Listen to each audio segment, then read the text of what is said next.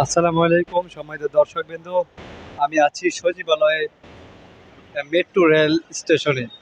এই সচিবালয় metro rail স্টেশনে আমরা এখন লিফটের মাধ্যমে উঠব।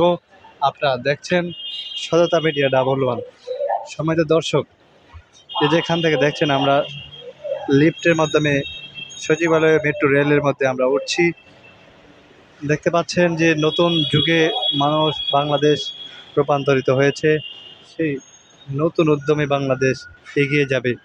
এই মেট্রো রেলগুলোতে আহ, আক্রমণ হয়েছিল, কিন্তু বলেছিল যে স্বৈরাচার সরকারের শেখ হাসিনা বলেছিল যে 400 কোটি টাকার উপরে লাগবে এই মেট্রো রেল ঠিক করতে।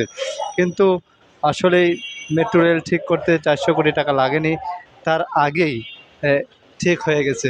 আপনারা দেখতে পাচ্ছেন যে সততা মিডিয়া 111-এর মাধ্যমে যে মেট্রো রেলের মানুষ, সাধারণ মানুষ এখানে উঠছে, চলাফেরা করছে, সরাসরি দেখতে পাচ্ছেন আপনারা।